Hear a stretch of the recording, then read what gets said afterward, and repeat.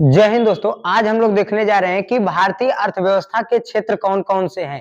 भारत की किसी भी देश की देखो अर्थव्यवस्था जो होती है, इकोनॉमी होती है, वो किन के आधार पे चलती है, कैसे बढ़ती है, आज हम लोग इनके बारे में देखेंगे और जानेंगे। जो हमारा देश भारत है, हम इसके बारे में भी देखेंगे कि जो भारत की अर्थव्यवस्था है ये कैसे चलती है, कैसे बढ़ रही है। तो देखो देखो जो भारतीय अर्थव्यवस्था है या जो भारत की अर्थव्यवस्था है, इसके क्षेत्र कैसे हैं, कैसे बढ़ती है, सारी चीजों को एक एक करके जानेंगे। ठीक, तो जो भारतीय अर्थव्यवस्था देखो, सबसे पहले ये क्या है, प्राथमिक क्षेत्र। सबसे पहले किस क्षेत्र में आती है, प्राथमिक क्षेत्र। देखो किसी भी क्षेत्र की अर्थव्यवस्थाएं जो होती हैं वो प्राथमिक, द्वितीयक और तृतीयक क्षेत्र से मिलकर बनती है।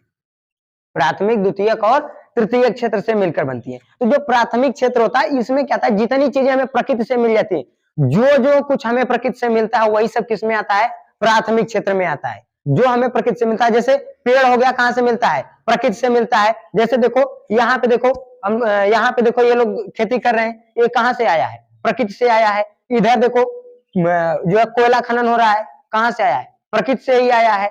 इधर जुताई हो रही है, ये सब प्रकृति में ही नहीं किया जा रहा है। तो जो चीजें प्रकृति से मिलती हैं वो सब किस में आते हैं, प्राथमिक क्षेत्र में आते हैं। जितनी भी चीजें, इवन हम लोगों को जितना कुछ भी हम लोग प्रकृति से देखते हैं, प्राकृतिक से मिलते हैं, वो हमें क्या कहलाती है, प्राथमिक क्षेत्र में आता है। सब का सब किस में आता है, प्राथमिक क्षेत्र में। इसके बाद जो चीजें, अब आता है कौन सा क्षेत्र, द्वितीय क्षेत्र।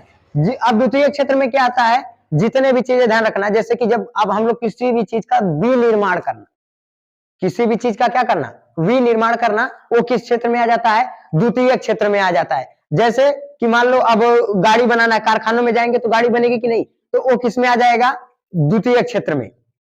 कारखानों में गए, गाड़ियां बनी, किस क्षेत्र में आ जाएगा, द्वितीय क्षेत्र में। इसी तरीके से और भी किसी क्षेत्र में आ जाओ आप, वो भी क्या, जैसे गाड़ी बन रही है कारखानों में, कोयला जो है वहां से निकाल करके जब खन के लाया जाता है तो उसके बाद कोयला कारखाने में जाता है, उसको सफाई की जाती है, तो वो किस क्षेत्र में आता है, द्वितीय क्षेत्र में। सोना खोद करके निकाला जाएगा तो प्राथमिक क्षेत्र में, और जब खोद करके निकाला जाएगा तो किस क्षेत्र में, प्राथमिक क्षेत्र में। और जहां उसको ले जाकर के कहां रख दिया गया, कंपनी में उसको साफ करने के लिए, तो कौन सा क्षेत्र में आ जाएगा, द्वितीय क्षेत्र में। किस क्षेत्र में चला जाएगा, द्वितीय क्षेत्र में। तो इसी तरीके से जो क्षेत्र आते हैं, इन्हीं आधार पर भारतीय अर्थव्यवस्था को क्या किया गया है, बांट दिया गया है। अब आती है बात किस क्षेत्र की, तृतीय क्षेत्र की। तो जो सामान्य द्वितीय क्षेत्र में बनती है, जो फैक्ट्रियों में सामान्य बनते हैं, उसको बेचने के लिए हमें कहां ले जाना पड़ता है, बाजार में ले जाना पड़ता है। बिना बाजार में ले जाए हम लोग उसको बेच नहीं सकते। तो जब तक हम लोग उसको बेच नहीं सकते बिना बाजार में ले जाए, तब तक जो है हम लोग तृतीय क्षेत्र नहीं कहलाएगा। तो जैसे ही उनको हम ले जाएंगे बाजार में बेचने के लिए, वैसे ही किस क्षेत्र में आ जाएंगे, तृतीय क्षेत्र में आ जाएंगे। जैसे कि मान लो अभी हम लोगों को गेहूं मतलब बोल दिए खेत में, तो प्राथमिक क्षेत्र आ गया।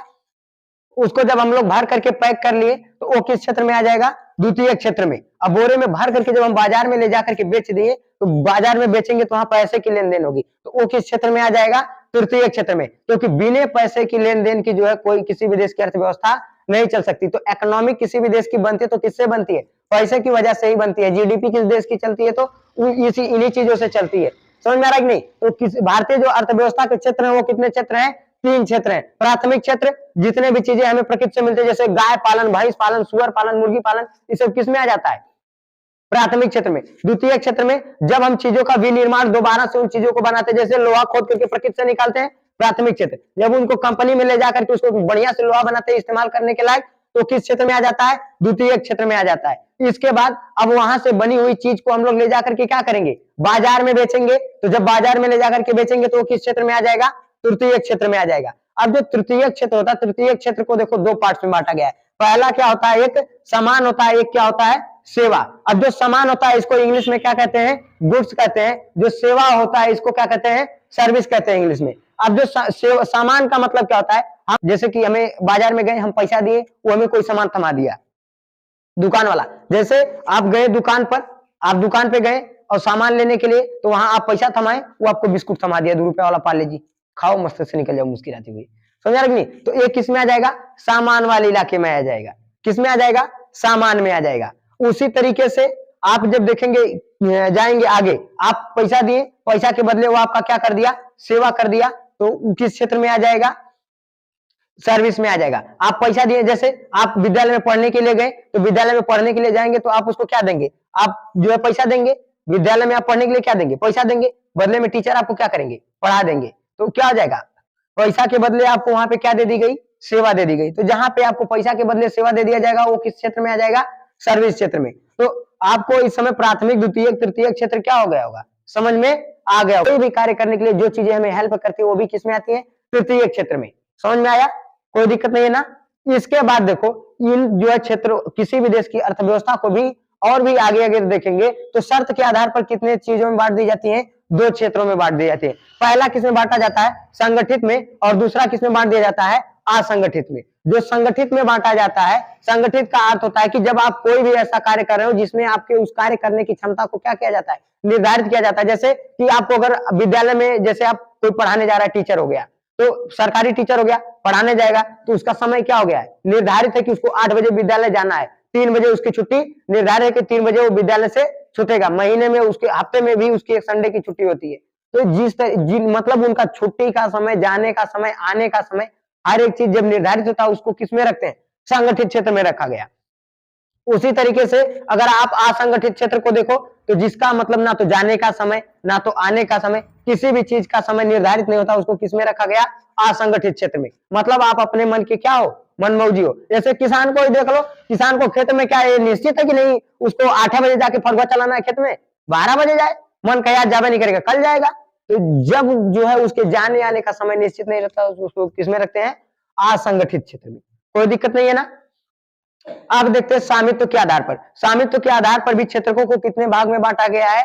2 क्षेत्र में बांटा गया है। स्वामित्व के आधार पर भारतीय अर्थव्यवस्था को कितने भाग में बांटा गया? 2। पहला क्या होता है? निजी। पहला कौन सा क्षेत्र है? निजी क्षेत्र। निजी का मतलब क्या होता है? प्राइवेट। जैसे जितनी चीजें हम लोग देखते हैं प्राइवेट होती है, प्राइवेट चीज का मतलब क्या होता है? कि जिन पर खुद का अधिकार होता है। जैसे एक बात, तो आपकी क्या गाड़ी है तो कोई गांव वाला आएगा स्टार्ट करके लेके चला जाएगा? कोई नहीं ले जा सकता भाई। जो हमारी चीज है वो निजी हमारी है, सार्वजनिक नहीं है। तो जो चीज हमारी होती है उसको प्राइवेट बोलते हैं। जिससे अपना खुद का अधिकार होता है, किसमें आती है? प्राइवेट क्षेत्र में आती है। तो जिन चीजों पे खुद का अधिकार होता है किसमें आ जाती है? प्राइवेट में। उसको कोई दूसरा इस्तेमाल नहीं कर सकता। जो हमारी चीज है उसको हम ही इस्तेमाल कर सकते हैं, उसके अतिरिक्त, हमारे अतिरिक्त कोई दूसरा उसको इस्तेमाल नहीं कर सकता। कोई दिक्कत नहीं है ना? इसके बाद किस चीज की बात आती है? सरकारी। तो जिस सरकारी चीज आती है, इसमें सरकारी सेक्टर में किसको रखा गया? तो जो चीजें सरकार सार्वजनिक होती है, मतलब सभी के उपयोग के लिए होती है, उनको क्या कहते हैं? सरकारी या सार्वजनिक या पब्लिक। अब जैसे आप देखोगे रोडों पे चलती हैं, जैसे उत्तर प्रदेश सरकार, उत्तर प्रदेश परिवहन बस चलती है, वो किसके लिए? सभी के लिए। पुलिस की सेवा सभी के लिए है। आर्मी देश की रक्षा करती है, देश में जितने लोग हैं सभी के लिए करती है।